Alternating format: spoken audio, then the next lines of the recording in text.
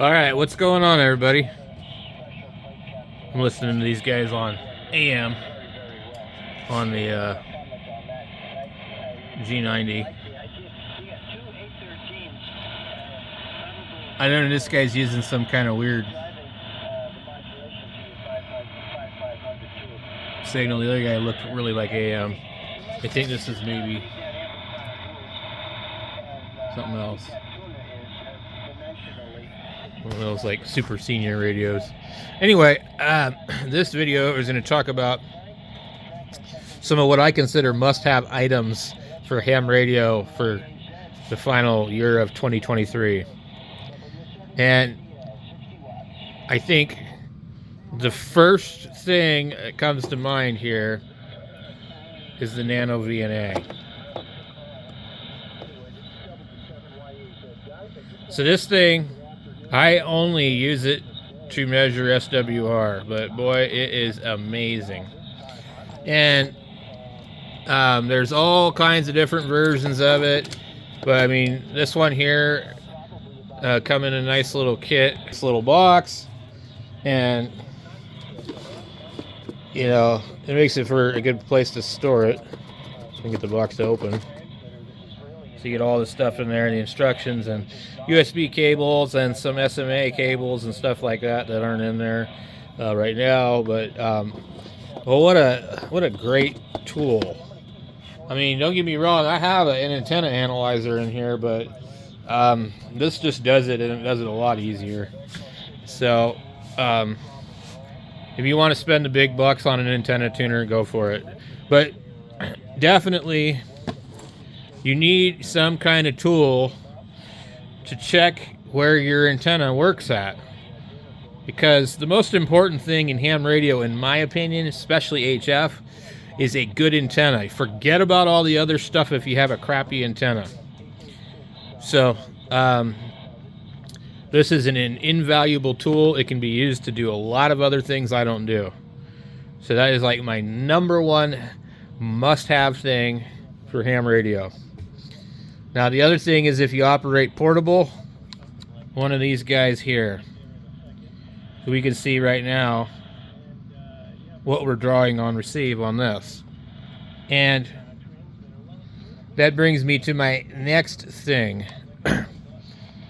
You're gonna need some kind of connectors or some kind of thing to make your own connectors. So Anderson power poles, whatever you want to use. I use Andersons. I use Dean connectors. You know, that's some stuff that you're definitely going to need. The next thing that I would pick that you need is a good soldering station or soldering iron, a large soldering gun, you know, a fine tip soldering iron if you're going to do projects, you know, something that you can fix things with, something that you can build antennas with. And, you know, you just need something that'll get you by until you find out what you really need. I have several different ones here. Everything's a mess, I'm sorry. I prefer a big, huge soldering gun for coax. I do not like using a torch. But, you know, something to solder with for sure. If you're going to be building antennas and making stuff, yeah, definitely. So, now, the other thing, I can't think of really anything that really jumps out at me. I mean, you can buy all sorts of little stuff, you know, different handhelds, different batteries, different portable antennas, ham sticks, dipoles. But like really, like it goes back to this thing here. You're going to operate portable, you're going to operate at home. This thing will save you a whole bunch of time tuning ham sticks, tuning, you know, dipoles, you know, tuning whatever, checking the coax, you know, just, hey, you could even hook it up to your manual antenna tuner and use it as a visual tuning aid, and it works great. So I highly recommend that you get one of those. If you're new to ham radio and you don't know what a Nano VNA is, do a search on YouTube and Google and look up Nano VNA. It's a vector network analyzer. And then if you aren't brand new and you maybe like to do stuff like reviews like I do, maybe a spectrum analyzer would be good. And they do make a spectrum analyzer like this around similar prices. I haven't bought one yet. But it would be cool to use it to test on all these cheap Chinese radios and see what the spectral purity of it is. Though I do understand that there is also a spectrum analyzer feature with SDR Play. And that would be, I think, another thing worth mentioning is the SDR Play. Some kind of SDR dongle would definitely be something that you should get, especially if you're not sure if you're interested in ham radio, but you're on the techie kind of nerdy side, and you don't mind fiddling with Windows or whatever, Linux.